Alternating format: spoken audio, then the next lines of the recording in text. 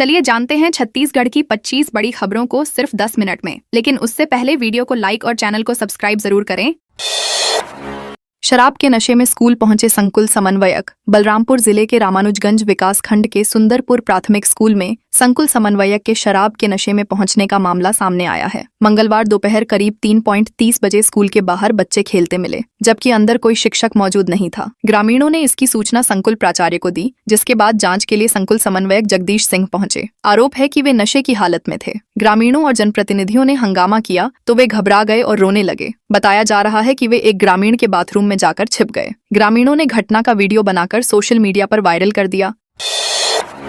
YouTube से सीखा कैसे करते हैं अफीम की खेती। दुर्ग जिले के समोदा गांव में अफीम की अवैध खेती मामले में बड़ा खुलासा हुआ है। पुलिस जांच में पता चला कि मुख्य आरोपी विकास विश्नोई ने अफीम की खेती करना यूट्यूब वीडियो देखकर सीखा था। उसके मोबाइल की हिस्ट्री में खेती, अफीम तैयार करने और बेचने से जुड़े कई वीडियो मिले हैं। पूछताछ में आरोपी ने बताया कि उसने समोदा गांव में अफीम की खेती की और करीब 1.50 ग्राम अफीम दुर्ग से राजस्थान अपने गांव भी ले गया था। इस मामले में पुलिस ने भाजपा नेता विनायक ताम्रकार, विकास विश्नोई और मनीष ठाकुर को गिरफ्तार किया है।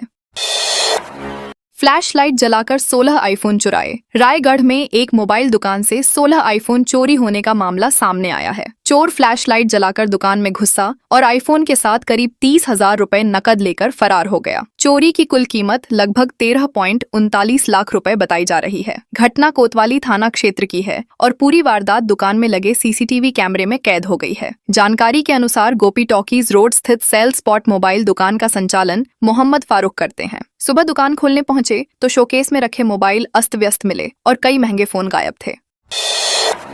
बस्तर में 1 किलोग्राम गोल्ड के साथ 108 नक्सलियों का सरेंडर। छत्तीसगढ़ के बस्तर संभाग मुख्यालय जगदलपुर में 108 नक्सलियों ने आत्मसमर्पण कर दिया है। पुलिस अधिकारियों की मौजूदगी में हुए इस सरेंडर कार्यक्रम में नक्सली अपने साथ करीब 1 किलो सोना और कई हथियार भी लेकर आए हैं, जिसकी कीमत लगभग 1.64 करोड़ रुपए बताई जा रही है। इन सभी नक्सलियों पर कुल मिलाकर करीब 3.95 करोड़ रुपए का इनाम घोषित था। आत्मसमर्पण करने वालों में 44 महिला नक्सली भी शामिल हैं। बताया जा रहा है कि ये सभी नक्सली दंडकारण्य इलाके में सक्रिय थे और इनमें कुछ बड़े नाम भी शामिल हो सकते।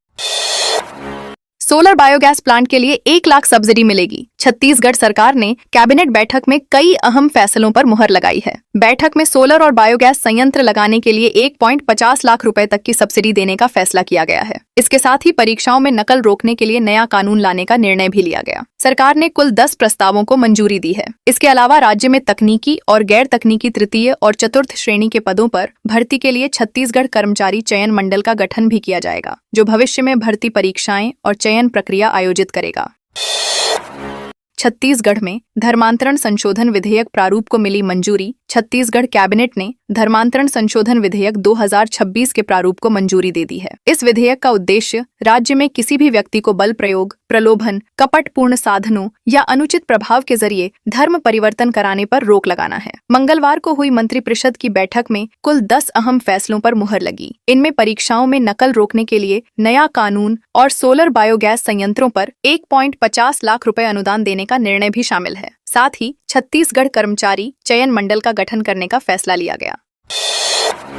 महोबा बाजार से टाटीबंध तक हटाए गए 30 ठेले गुमटियां। राजधानी रायपुर में बढ़ते अतिक्रमण के खिलाफ नगर निगम ने बड़ी कार्रवाई की है। जोन आयड 8 की टीम ने महोबा बाजार चौक, टाटीबंध चौक और बिलासपुर मुख्य मार्ग के किनारे अभियान चलाकर करीब 30 अवैध ठेले और गुमटियों को हटाया। इसके अलावा 15 अवैध दुकानों को भी तोड़ने की कार्रवाई की गई। यह कार्रवाई नगर निगम आयुक्त विश्वदीप के निर्देश पर की गई। अभियान का नेतृत्व जोन 8 की जोन कमिश्नर राजेश्वरी पटेल ने किया। इस दौरान नगर निवेश विभाग की टीम, इंजीनियरिंग स्टाफ और पुलिस प्रशासन के अधिकारी भी मौके पर मौजूद रहे।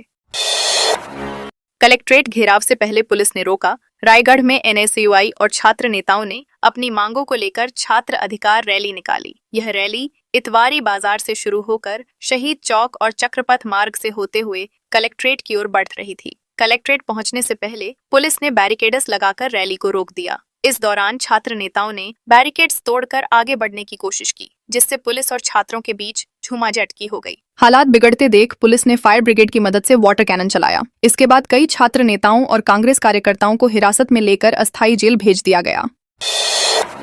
बोलेरो में लगी आग, बाल बाल बची 7 महिलाएं। कोरबा जिले के ढेलवाड़ी में एक बोलेरो वाहन में अचानक आग लगने से बड़ा हादसा टल गया। वाहन में सवार 7 महिलाएं बाल बाल बच गईं। यह घटना सोमवार शाम करीब 4 बजे की है। जानकारी के अनुसार वाहन सिंघाली परियोजना में मैनेजर साधराम खूंटे के आवागमन के लिए ठेके पर लगा था। उसी वाहन में परिवार की महिलाएं और अन्य सदस्य कहीं जा रहे थे। ढेलवाड़ी चौक से कुछ दूरी पर वाहन से धुआं निकलने लगा। चालक ने तुरंत गाड़ी रोककर सभी को बाहर निकालने की कोशिश की और सूझबूझ दिखाते हुए दरवाजा खोलकर सभी महिलाओं को सुरक्षित बाहर निकाल लिया।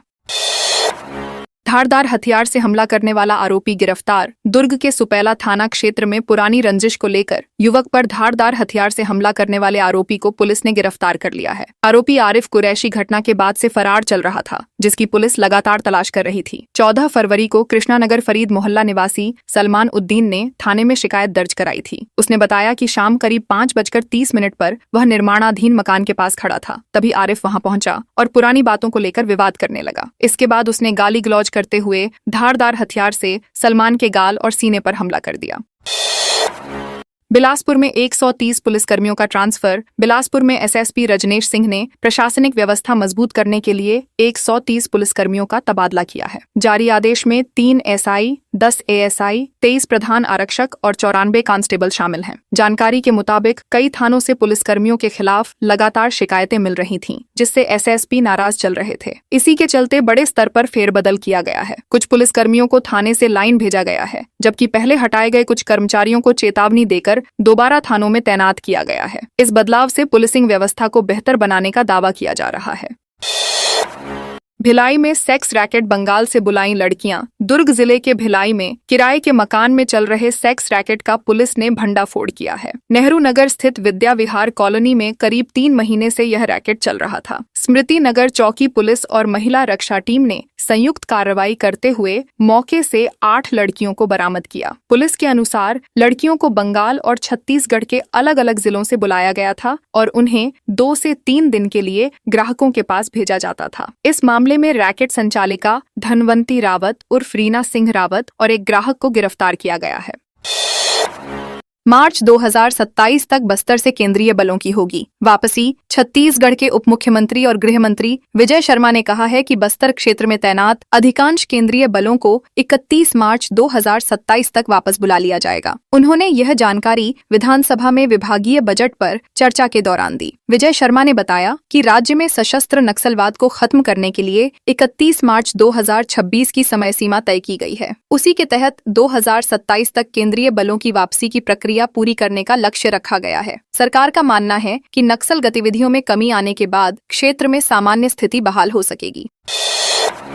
जगदलपुर में घरेलू कमर्शियल सिलेंडर की कालाबाजारी का भंडाफोड़। जगदलपुर में घरेलू गैस की कालाबाजारी और अवैध रिफिलिंग के खिलाफ प्रशासन ने बड़ी कार्रवाई की है। दीनदयाल उपाध्याय वार्ड में एक घर पर छापा मारकर 34 गैस सिलेंडर जब्त किए गए। इनमें 24 घरेलू और 10 कमर्शियल सिलेंडर शामिल हैं। इसके साथ ही 3 रिफिलिंग पाइप भी बरामद किए गए हैं। खाद्य विभाग की टीम को राउतपारा स्थित एक घर में अवैध गैस भंडारण की सूचना मिली।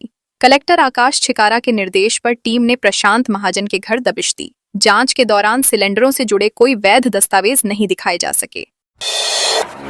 नारायणपुर कोंडागांव मार्ग 5 महीने से बंद। नारायणपुर कोंडागांव मुख्य मार्ग पिछले करीब 5 महीनों से बंद पड़ा है, जिससे लोगों को भारी परेशानी का सामना करना पड़ रहा है। सड़क चौड़ीकरण के नाम पर पूरी सड़क खोद दी गई है और निर्माण कार्य बेहद धीमी गति से चल रहा है। गड्ढों और धूल के कारण दोपहिया वाहनों का चलना भी मुश्किल हो गया है।